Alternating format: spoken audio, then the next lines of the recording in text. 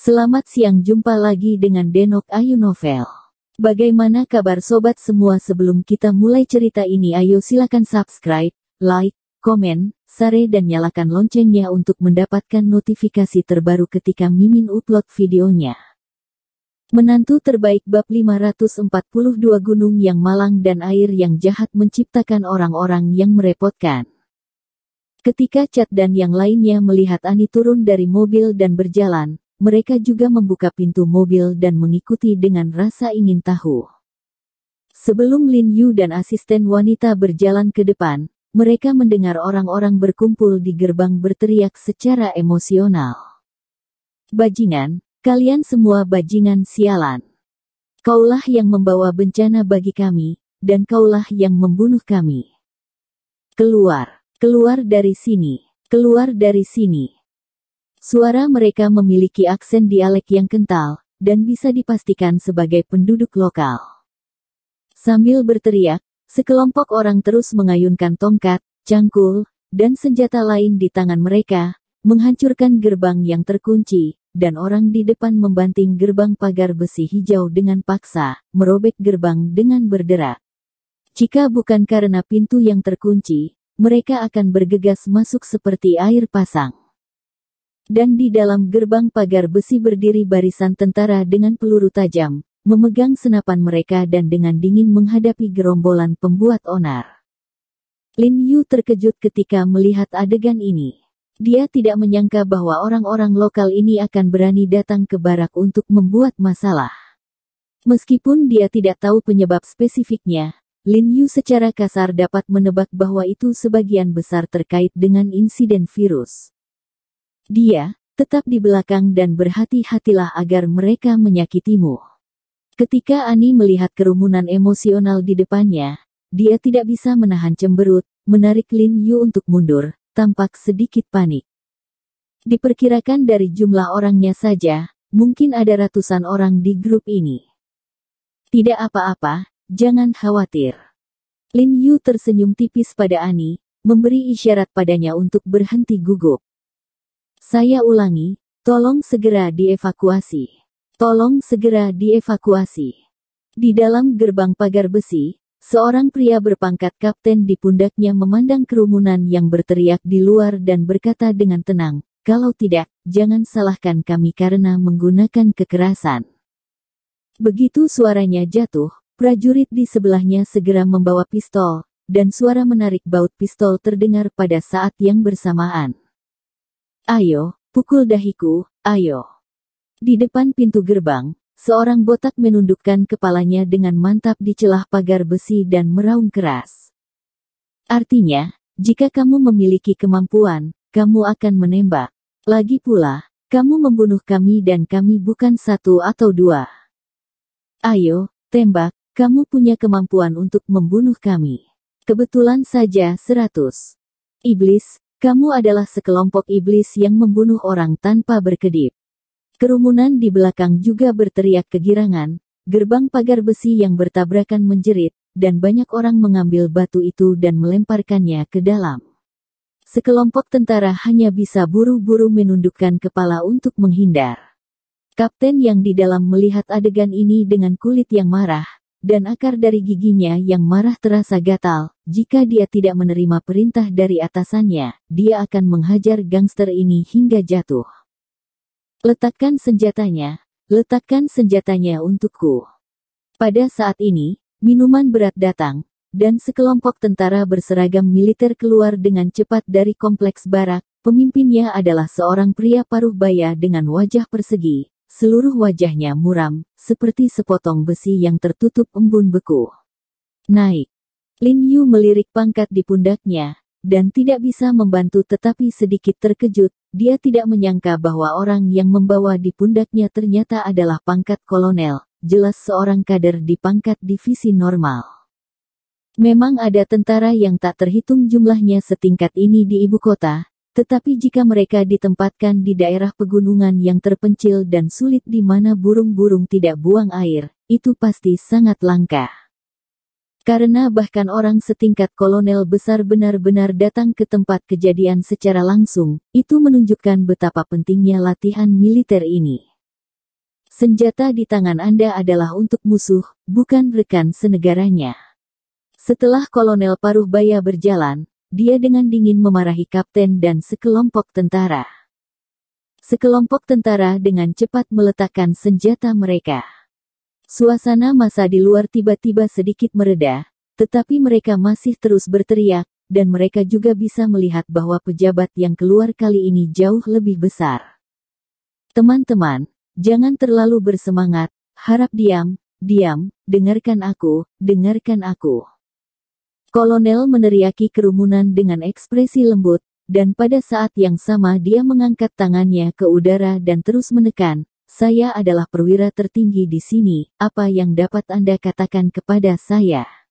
Kami ingin mengatakan sesuatu, dan mengatakannya. Ketika semua orang mendengar bahwa dia adalah perwira berpangkat tertinggi di sini, ekspresi mereka tiba-tiba bergetar, dan suaranya menjadi sedikit lebih rendah. Sekarang dia yang bertanggung jawab, tujuan mereka telah tercapai.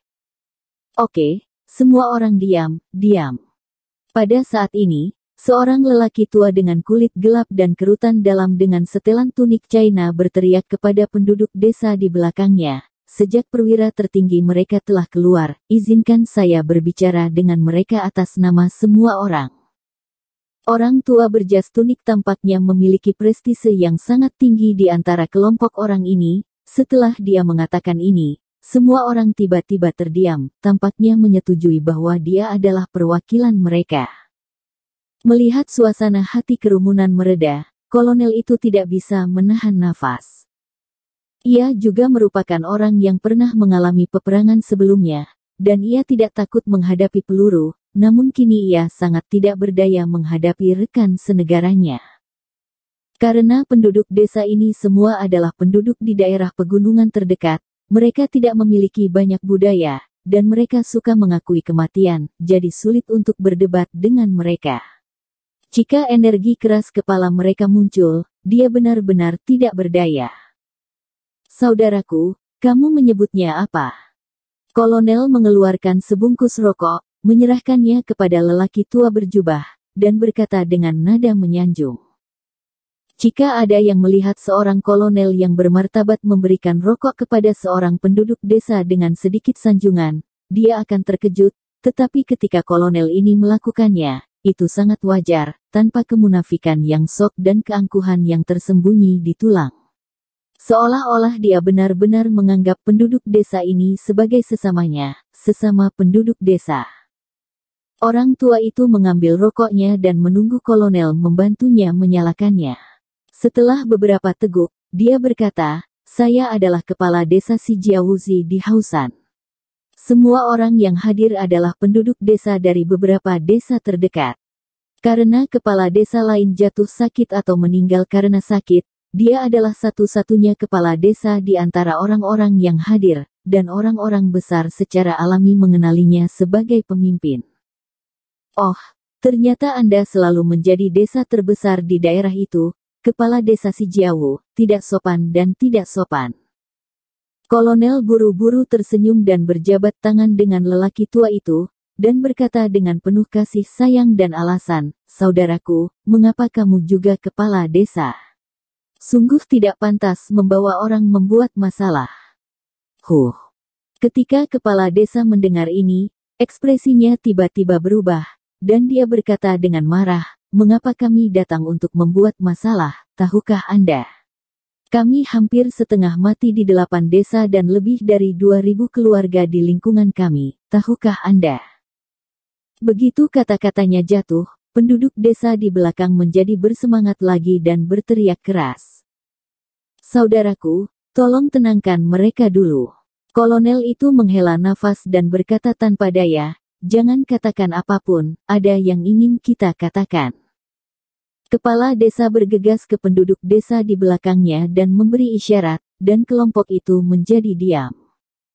Kolonel itu mengerutkan kening dan berkata dengan nada cemas kepada kepala desa dengan suara rendah, "Kakak, bukankah aku sudah memberitahu penduduk desa terakhir kali? Kali ini infeksi virus terjadi secara tiba-tiba, kami tertangkap basah, jangan sembunyikan darimu. Ratusan tentara di tentara kita telah terinfeksi virus ini." layak mendapatkannya. Wajah kepala desa tiba-tiba menjadi dingin, dan dia menghela nafas dengan keras, dan berkata dengan marah, hanya saja kamu menerbangkan pesawat dan menembakkan senjata di sini. Jika kamu mengganggu Dewa Gunung akan mengirimkan penyakit aneh ini untuk menghukum kami. Ya, karena bencana yang kamu bawa. Kamu pantas mendapatkannya. Hal yang penuh kebencian adalah kamu dihukum oleh Dewa Gunung bahkan bersama kami. Kamu sangat tidak menghormati Dewa Gunung, kamu semua harus pergi ke neraka. Ketika penduduk desa di belakang mendengar kata-kata kepala desa, mereka langsung berteriak dan memarahi, dan mereka terlihat sangat marah. Ketika kolonel mendengar mereka menyebut Dewa Gunung, dia tidak bisa menahan menggelengkan kepalanya dan menangis lagi dan berkata tanpa daya kepada mereka, sesama penduduk desa, kataku, tidak ada Dewa Gunung sama sekali. Ketua, orang-orang di sini percaya pada Dewa Gunung. Sia-sia cara Anda menjelaskan kepada mereka. Seorang kader tingkat letnan kolonel di belakangnya datang untuk berbicara dengannya. Karena topografi yang kompleks di sini, sedikit terhalang, ada celah tertentu dengan perkembangan dunia luar, dan sains, teknologi, dan konsep yang relatif terbelakang, yang menyebabkan pemikiran mereka yang bodoh untuk percaya pada Dewa Gunung. Nyatanya, dengan berkembangnya desanya, konsep mereka tentang Dewa Gunung menjadi semakin encer, namun munculnya infeksi virus ini menyebabkan mereka mengambil kembali kepercayaan feodal yang terbelakang ini. Latihan militer kelompok prajurit inilah yang mengganggu para Dewa Gunung, jadi mereka dihukum dengan bencana. Ini tidak bisa terlalu keras bagi mereka. Bagaimanapun, manusia telah melakukan ini selama ribuan tahun. Ketika ada bencana dan kebingungan yang tidak dapat diselesaikan, mereka akan menggantungkan harapan mereka pada kekuatan ilahi. Mendengar bahwa sang kolonel berani menyangkal Dewa Gunung, sekelompok penduduk desa menjadi semakin marah, dan berteriak lagi, tampak marah. Teman-teman, dengarkan aku. Setelah melihat ini, kolonel buru-buru meyakinkan semua orang, kami sekarang memiliki setumpuk pil yang dapat mengekang virus. Karena hati-hati, saya tidak memiliki jumlah yang besar untuk dibagikan kepada penduduk desa untuk saat ini. Biarkan tentara di barak kami mengambilnya terlebih dahulu. Setelah mereka mencobanya dan memang efektif, saya akan membagikan obat ini kepada semua orang. Kami tidak percaya kamu. Pria botak sebelumnya berdiri dan berkata dengan marah kepada kolonel, sebelumnya kami mendengarkan kebingungan Anda dan meminta Anda untuk mengirim beberapa dokter ahli untuk merawat orang-orang kami, tetapi mereka semua terbunuh. Ya, kami tidak percaya padamu, orang-orang kami dibunuh olehmu. Para dokter ahli itu pantas mati, tetapi semua orang yang mereka lihat sudah mati. Mereka pasti inkarnasi iblis, dan mereka harus digunakan untuk menyembah Dewa Gunung. Ya, mereka harus dikorbankan untuk Dewa Gunung dan diserahkan kepada orang-orang. Cepat, panggil seseorang. Sekelompok warga kembali gelisah, bergegas ke atas untuk menarik gerbang besi besar dan merobeknya dengan paksa, bahkan ada yang mulai memanjat pagar besi, ingin terjun dari luar. Ketua, tidak ada gunanya Anda menjelaskan kepada mereka, jika Anda ingin saya mengatakan, tembak saja. Kapten sebelumnya berkata kepada kolonel dengan wajah tenang bahwa dia sudah mengantisipasi bahwa kelompok gangster ini pasti akan melakukan kerusuhan, jadi dia menyuruh semua orang di bawahnya memakai peluru karet terlebih dahulu.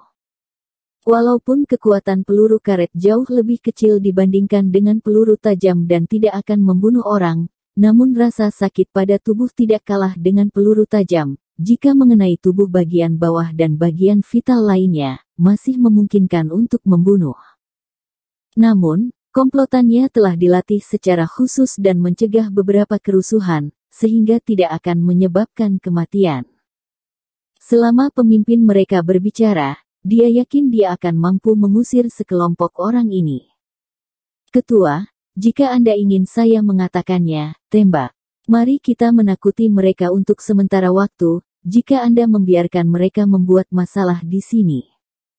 Letnan Kolonel di belakang Kolonel juga membujuk dengan suara yang dalam. Bahkan jika kamu mengusir mereka sekarang, bisakah kamu menghentikan mereka dari melempar botol minyak yang terbakar ke barak di tengah malam? Sang Kolonel berkata dengan wajah tenang dan sungguh-sungguh, lagi pula, mereka sudah sangat memusuhi kita. Jika pistol ditembakkan, permusuhan mereka hanya akan menjadi lebih berat. Saat itu, mereka pasti akan menolak bantuan dan pengobatan kita. Semakin banyak orang akan mati.